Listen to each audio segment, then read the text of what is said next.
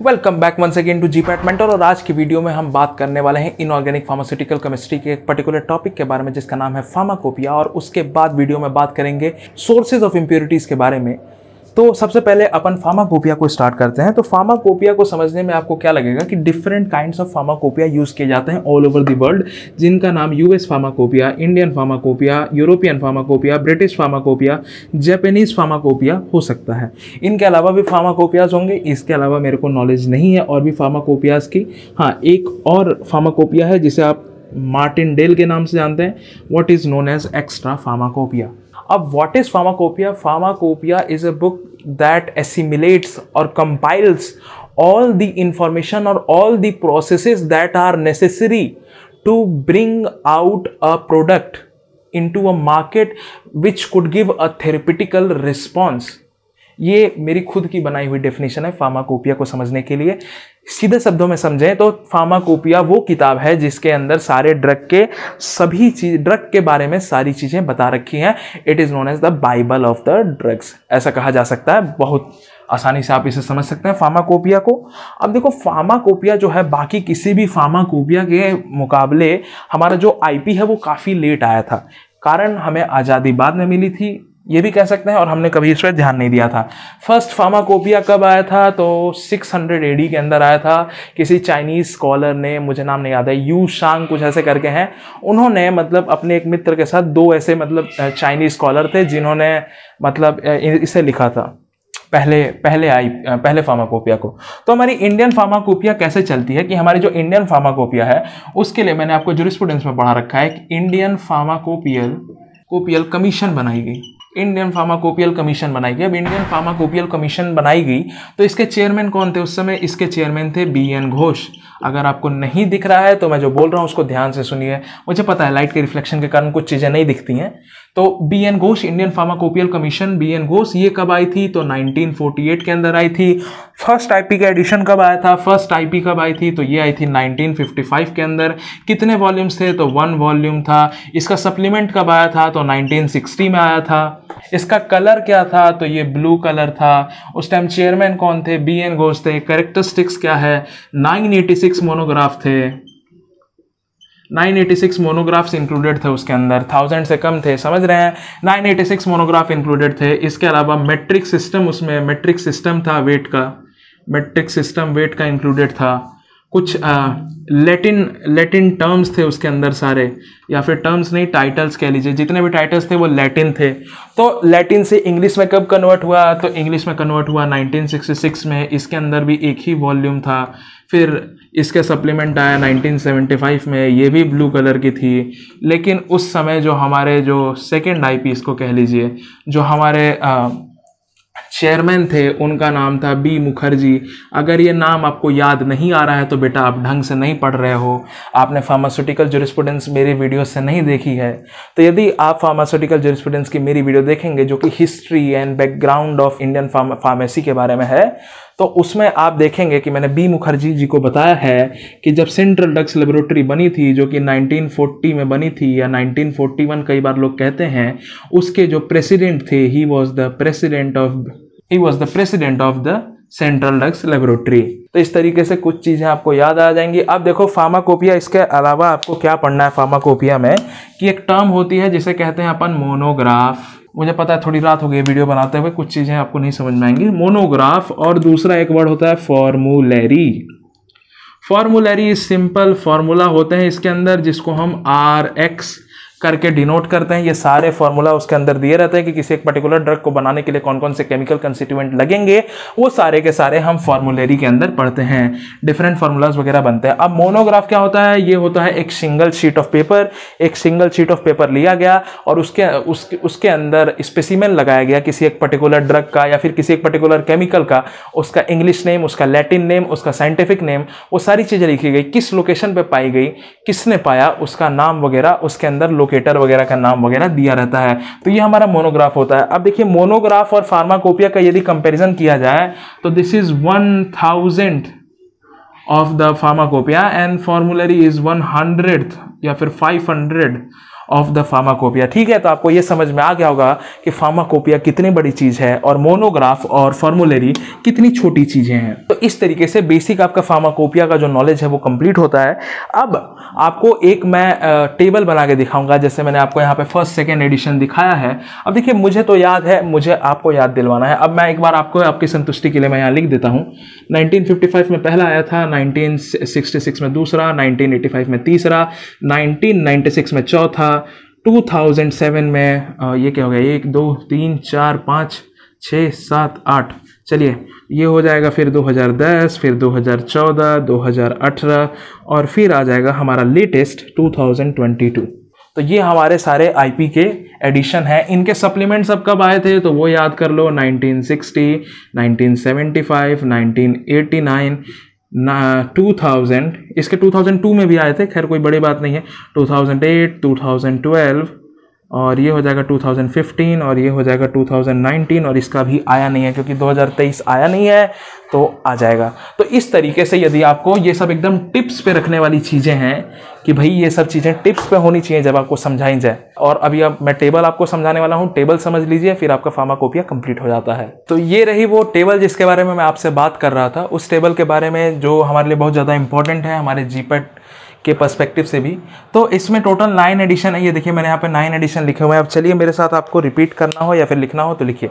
तो सबसे पहले अपन फर्स्ट एडिशन से देखते हैं कौन से ईयर में आया था। देखिए मुझे जितना याद है फर्स्ट एडिशन 1955 के अंदर आया था, फिर 1966, फिर 1985, फिर 1996, फिर उसके बाद 2007, उसके बाद 2010, 2014, 2018 और फाइनली 2022। तो ये हमारे ऐसे एडिशन हो जाते हैं सारे के सारे 9 एडिशंस।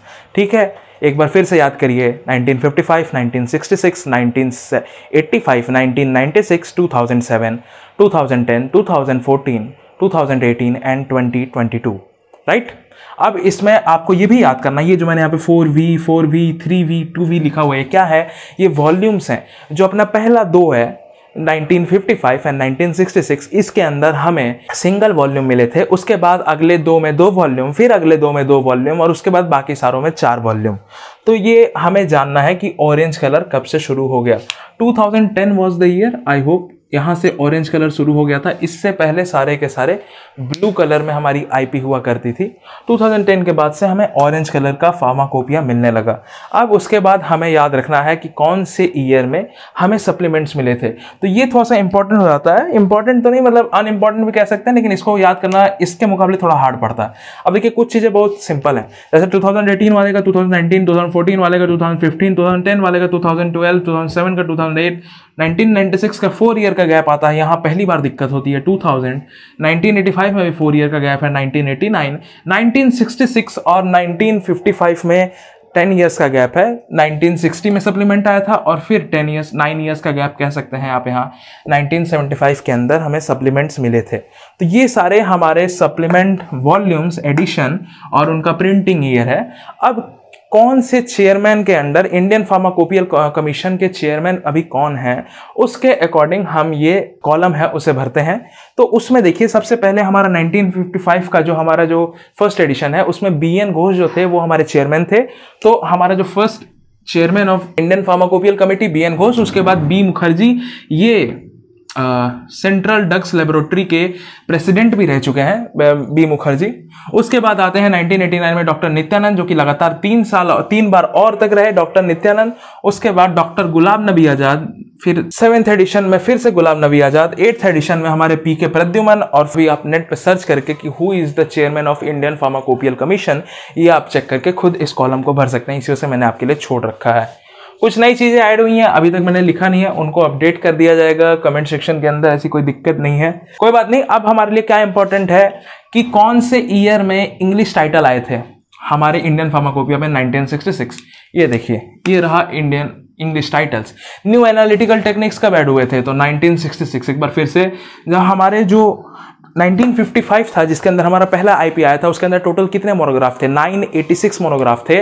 और उसके अंदर मैट्रिक सिस्टम ऐड था, यहाँ नहीं लिखा होगा प्लीज ऐड कर लीजिए मैट्रिक सिस्टम। और उसके अंदर लैटिन नेम्स थे, इंग्लिश नेम्स नहीं थे। उसके बाद जो हमारा कौन सा ईयर है जिसके अंदर फ्लेम फोटोमेट्री या फिर इलेक्ट्रोफोरोसिस जो है वो इंक्लूड किया गया। तो ऐसा थर्ड एडिशन में हुआ था। थर्ड एडिशन कब हुआ था? 1985 के अंदर। उसके बाद आपसे पूछा जा सकता है कि UV IR स्पेक्ट्रोस्कोपी या फिर 1000 से ऊपर, 1000 एक्यूरेट बताएं तो 1149 मोनोग्राफ्स जो थे वो किस ईयर में आए थे? तो वो हमारे फोर्थ एडिशन में आए थे जो कि 1966 में था। उसके बाद जो बाकी चीज़ें मुझे भी नहीं याद है। अब यहाँ देखिए वॉल्यूम 1, यहाँ मैं आपको बता रहा हूँ वॉल्यूम 3 जो है, यहाँ पे हमारा मैंने 3 वॉल्यूम लिखा है 2007 में। इसके बाद जो वॉल्यूम यहाँ पे 3 था उसके अंदर फॉर्मुलरी आप कह सकते हैं, वॉल्यूम 3 वॉज फॉर्मुलरी। खैर मुझे इतना ध्यान से याद तो है नहीं, लेकिन होपफुली फॉर्मुलरी था वॉल्यूम 3 में 2007 में जो आया था। उसमें 3 वॉल्यूम के अंदर ये बांटा गया था, तो उसके हिसाब से ये हो जाता है। फिर आते हैं 2010 वाले में, इसमें एंटी माइक्रोबियल ड्रग्स ऐड किए गए थे। ये सारे इंपॉर्टेंट पॉइंट्स बनते हैं, प्लीज इन्हें नोट डाउन कर लीजिए। हर्बल प्रोडक्ट्स को ऐड किया गया था 2010 वाले में। 2014 वाले में 2500 प्लस मोनोग्राफ थे, 25, और रेडियो फार्मास्यूटिकल ऐड किया गया था। One of the most important factors या फिर one of the most important point जो आपको याद रहना चाहिए। और 2018 में TLC को एलिमिनेट कर दिया गया था। थिन लेयर क्रोमेटोग्राफी इसको कहते हैं। इसको आप एनालिसिस के अंदर पढ़ेंगे, जब मैं पढ़ाऊंगा एनालिसिस तो ये भी टॉपिक आपका बहुत आसानी से क्लियर हो जाएगा, कोई ऐसी बड़ी प्रॉब्लम नहीं है। फिर एंडोटॉक्सिन टेस्ट है, वो लाया गया था पायरोजन टेस्ट की जगह पे। पायरोजन टेस्ट आप कहाँ करते हैं? जरा दिमाग दौड़ाइए। यदि आपने पढ़ा हुआ है, आपके इंडस्ट्रियल फार्मेसी जो सब्जेक्ट है जिसके अंदर आप डिफरेंट डोजेस को पढ़ते हैं, उसके अंदर आपको पता चलेगा कि हम पायरोजन टेस्ट करते हैं। अब इसके बाद हम सोर्सेज ऑफ इंप्योरिटीज के बारे में पढ़ेंगे। सोर्सेज ऑफ इंप्योरिटीज किस चीज में आ सकती हैं? बेसिकली कोई चीज अगर फॉर्मुलेट की जा रही है, जिसको बनाया जा रहा है, उसी के अंदर इंप्योरिटीज आ सकती हैं। तो क्या क्या सोर्सेज हो सकते हैं इंप्योरिटीज लाने के? उसके पर्टिकुलर 3 क्राइटेरिया है जिसके अंदर आ सकते हैं, जो फर्दर डिवाइड होकर सब कैटेगरीज में बनते हैं। तो वो मैं अभी यहाँ पे नोट डाउन करूंगा, और इस तरीके से आपका पहला यूनिट जो है, जो कि मोस्ट इंपॉर्टेंट पॉइंट्स होते हैं इनऑर्गेनिक फार्मास्यूटिकल केमिस्ट्री के, फर्स्ट यूनिट आपकी कंप्लीट हो जाएगी। तो अब अपना नेक्स्ट टॉपिक आता है सोर्सेज ऑफ इंप्योरिटीज। अब सोर्सेज ऑफ इंप्योरिटीज में देखिए, आप किसी भी चीज को मैन्युफैक्चर कर रहे हैं, किसी भी चीज को बना रहे हैं, तो ऐसा होगा ही होगा कि उसके अंदर इंप्योरिटीज आने के चांसेस बढ़ जाते हैं। अब ये आने के 3 तरीके हैं कि जो आपने प्रोडक्ट बनाया है, फार्मास्यूटिकल प्रोडक्ट बनाया है, या तो वो इनस्टेबल हो, if the product is instable, या फिर इंस्टेबिलिटी इन प्रोडक्ट हो। मैन्युफैक्चरिंग के कुछ हैजर्ड्स हैं जो कि उसके अंदर दिक्कत प्रोड्यूस कर दे, और मेथड ऑफ मैन्युफैक्चरिंग में यदि कोई दिक्कत आई हो, तो इंप्योरिटीज के 3 मेजर सोर्सेज हैं। इनको फर्दर आप यदि आगे कैटेगराइज करेंगे तो आपको पता चलेगा कि इंस्टेबिलिटी ऑफ प्रोडक्ट 2 रीजंस के कारण हो सकती है। बेसिकली 3 रीजन लिखे हुए हैं यहाँ, 2 रीजन है, आइदर द फिजिकल रीजन और द केमिकल रीजन। अगर केमिकली इंस्टेबल है तो फिर स्टेबिलिटी ऑफ प्रोडक्ट तो स्टेबल रहा ही नहीं। यदि उसमें केमिकल प्रॉपरली मतलब अपने वर्क फ्लो पे काम नहीं कर रहा है, यदि केमिकल जैसे उसको करना चाहिए, तो केमिकली इंस्टेबल है। चेंजेस इन फिजिकल प्रॉपर्टी, यदि फिजिकल प्रॉपर्टी के अंदर कोई चेंज आता है। उसके बाद हमारे पास थर्ड पॉइंट आता है रिएक्शन विथ कंटेनर। यदि रिएक्शन कंटेनर जो इसके अंदर हमने इस पूरे के पूरे प्रोडक्ट को इनर्ट समझ के डाल रखा है, यदि उसके साथ रिएक्शन हो जाए और कुछ केमिकल चेंजेस हो जाए, तो फिर भी प्रोडक्ट इनस्टेबल हो जाएगा। इसके बाद आ जाता है मेथड ऑफ मैन्युफैक्चरिंग पे। तो मेथड ऑफ मैन्युफैक्चरिंग में आपको पता लगता है कि हम किसी भी प्रोडक्ट को बनाने के लिए हम सॉल्वेंट्स का यूज करते हैं, जो कि सोल्युबलाइज करते हैं पूरे के पूरे प्रोडक्ट को। को-सॉल्वेंसी एक टर्म है, उसको भी आपको समझना चाहिए। को-सॉल्वेंसी एक टर्म है, इसे भी आप जरूर समझिएगा। इसको वक्त आएगा तो हम भी इसे बताएंगे। Cosolvency is used to enhance the solubility of the solvent that is being used in a particular solution। बहुत सा एग्जांपल के लिए मैंने आपको बता दिया, हिंट से दे दी है, इसको आप इंटरनेट से जरूर देखें। बहुत इंपॉर्टेंट पॉइंट है, आपके फिजिकल फार्मेसी और प्री फॉर्मुलेशन में बहुत काम आता है ये पॉइंट।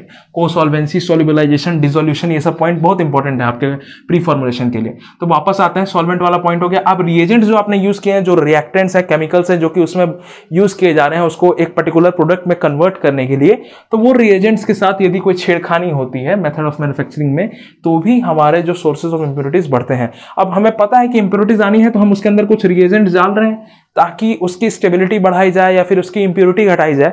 यदि वो पहले से खुद ही इंप्योर है, तो हमारी तो इंप्योरिटी बढ़ रही है ना कि घटने की जगह पे। तो ये जो पॉइंट्स हैं इंपॉर्टेंट हो जाता है हमारे मेथड ऑफ मैन्युफैक्चरिंग में। उसके बाद मैन्युफैक्चरिंग हैजार्ड की बात करते हैं। तो मैन्युफैक्चरिंग हैजार्ड में क्या होता है कि जब आपने प्रोडक्ट बना लिया है, उसके बाद दिक्कतें क्या आ रही हैं, कि आपने मैन्युफैक्चरिंग कर रहे हैं, उसके कारण दिक्कतें क्या क्या आ रही हैं, ये आपको समझना है। अब पार्टिकुलेट मैटर कंसंट्रेशन, ये जो होता है, जो हम 50, 100 ऐसे करके बात करते हैं, जितना आप छोटा पार्टिकुलेट मैटर माइक्रोन में उतनी ज़्यादा दिक्कत देने वाला माइक्रोन होता है पार्टिकुलेट मैटर। तो आप पूरे प्रोसेस के कारण कितना पार्टिकुलेट मैटर प्रोड्यूस कर रहे हैं, ये सारी दिक्कतें मैन्युफैक्चरिंग हैजार्ड्स में आती हैं।